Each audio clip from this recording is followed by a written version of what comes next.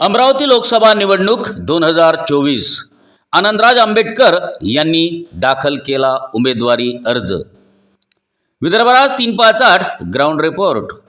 सविस्तर वृत्त असे की दिनांक 2/4/2024 रोजी रिपब्लिकन सेनेचे सरसेनानी आनंदराज आंबेडकर आपल्या आजोबाच्या पुतळ्याला अभिवादन करण्याकरिता इरविन चौक अमरावती येथे आले असता कार्यकर्त्यांनी मोठ्या उत्साहाने त्यांचे स्वागत केले।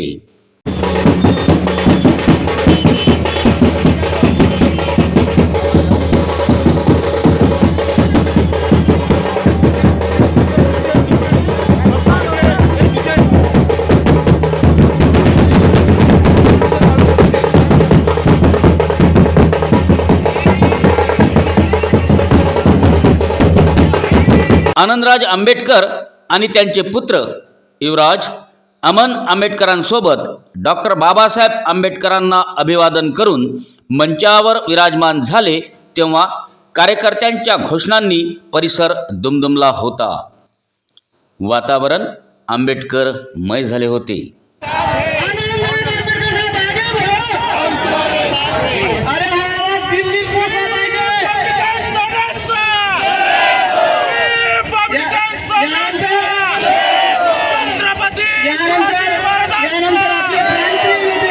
मंचावर वरघट मॅडम यांनी आनंदराज आंबेडकरांचे कुंकुम तिलक लावून स्वागत केल्यानंतर काही प्रमुख वक्त्यांची भाषणे सुद्धा झालीत।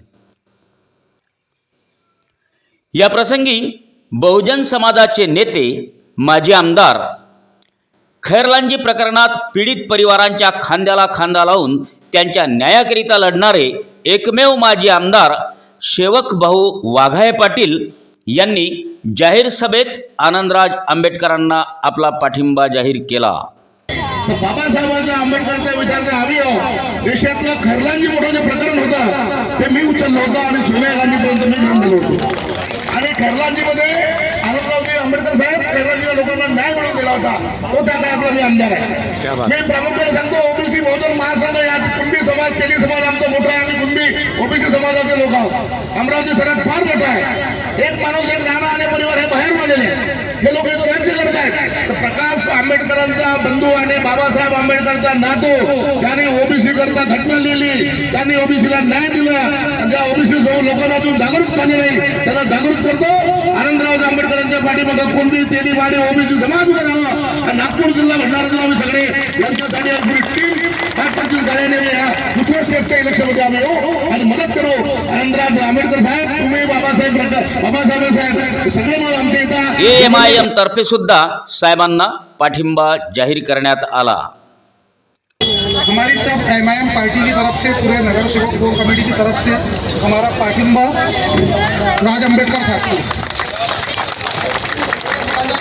या प्रसंगी मुस्लिम बंधू भगिनींची प्रामुख्याने उपस्थिती होती। कार्यक्रम आटोपता घेत खुल्या जिप्सीवर स्वार होऊन आनंदराज वाजत गाजत जिल्हाधिकारी कार्यालयाकडे रवाना झाले।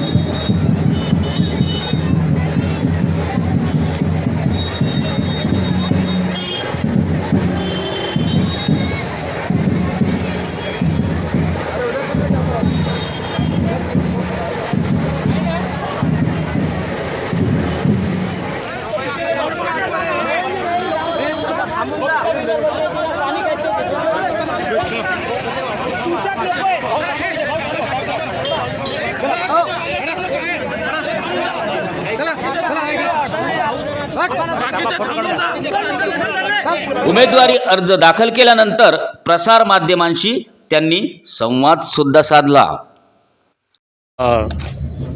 आंबेडकर साहेब, मला सांगा, आपण अमरावती लोकसभा मतदारसंघातून आज उमेदवारी दाखल केली. अमरावतीच का? अमरावतीमध्ये एक आहे की बऱ्याच जणांचा आणि आमच्या कार्यकर्त्यांचा प्रचंड उत्साह होता की आम्ही तिथून लढवावी. एकतर ह्या अमरावतीचा जो योग्य पद्धतीने विकास व्हायला पाहिजे तो झालेला नाही. आज अमरावतीचे जे प्रश्न आहेत की एवढं प्रचंड अमरावतीचं संत्र्याचं पीक निघतं जे जगभर प्रसिद्ध आहे आणि त्याच्यावर प्रोसेसिंग होत नाही, त्याच्या एक्सपोर्ट होत नाही आणि त्यामुळं बिचारे शेतकरी आत्महत्या करतात. आपण पाहतो नाशिकमध्ये द्राक्षाच्या बागा आहेत, पण तिकडचा शेतकरी सदन झाला आहे. कारण का? ते एक्सपोर्ट होत आहेत, त्याच्या प्रोसेसिंग होत आहे, अनेक गोष्टी होत आहेत. तर हे दुर्दैवाने इकडे होत नाही. त्याचबरोबर इकडचे या बेरोजगार प्रसंगी आंबेडकरी स्वाभिमान काय असतो हे आम्ही प्रत्यक्ष अनुभवले. ते असे, एका स्वाभिमानी भीमसैनिकाच्या बुलेटवर जय भीम लिहिलेले पाहून आम्ही प्रसन्न झालो, तर एका कार्यकर्त्याच्या कपाळावर चक्क बाबासाहेब आंबेडकर गोंदलेले बघून आम्ही अवाक झालो. आणि मतलबापुरते हो भाऊ, जय भीम भाऊ म्हणणाऱ्या काही स्वार्थी आंबेडकरी वाद्यांचे चित्र डोळ्यासमोरून सरकले. या भीमसैनिकांची बाबासाहेबाप्रती असलेली असीम निष्ठा बघून आम्ही त्यांच्याशी संवाद साधला. तो प्रसंग.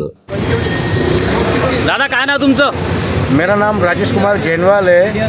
कहाँ से आए हो? मैं मुंबई थाने वेस्ट घोड़बंदर रोड से आया हूँ आज. अच्छा, ये जो आपके माथे पर डॉक्टर भीमराव रामजी आंबेडकर जी का फोटो लगा है, जी नीचे जय भीम भी लिखा है, जी.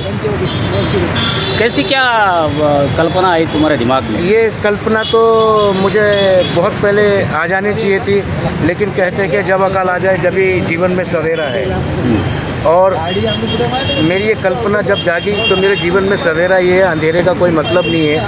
ये जीते जागते मेरे लिए एक मेरे धरती के पूजनीय भगवान डॉक्टर बाबा साहेब अम्बेडकर जी ने जो मुझे स्वतंत्र ज़िंदगी दी है, वो सिर्फ बाबा साहेब ने ही मुझे स्वतंत्र ज़िंदगी दी है. और स्वतंत्र ज़िंदगी जिन्होंने मुझे दी है, मैंने उसी भगवान को अपने माथे का तिलक बना लिया. और ये तिलक अनमोल सर का ताज है मेरा. और इस अनमोल सर के ताज को मैं हनुमान जी ने राम और सीता जी को देखिए, मेरी अपने बात दिल में सुनिए. छुपा के दिखा था, मगर देखो, आपने तो बाबा साहब आम्बेडकर दिल जी में को छुपा आपके कोई नहीं मस्तक पे देखता लगाया. है, लेकिन जो किस्मत की लकीरों पे छपा हुआ होता है, जो जिसको वो यहाँ लगा चुका है, वो उसका भगवान है, वो ही दिखता है. और वो है बाबा साहेब का बनाया हुआ संविधान. संविधान जिंदाबाद है, जिंदाबाद रहेगा. बाबा साहेब अमर हैं, अमर रहेंगे. बाबा साहेब जिंदाबाद हैं, जिंदाबाद रहेंगे. और जब तक मेरा ये जीवन है, बाबा साहेब के चरणों में मैंने अर्पित कर दिया. और बाबा साहेब के लिए जिएगा और बाबा साहेब के लिए ही एक दिन अपने अंतिम सांस भी बाबा साहेब के चरणों में रख दूंगा. आनंदराज जी आम्बेडकर जी ने आज लोकसभा के लिए नामांकन दाखिल किया है. जी. क्या सोचते हो इस बारे में? नहीं, उन्होंने जो ये आज अपनी पहल की है, ये इसलिए की है कि पूरे देश की मांग है, देश बचाओ संविधान बचाओ, देश बचाओ संविधान बचाओ.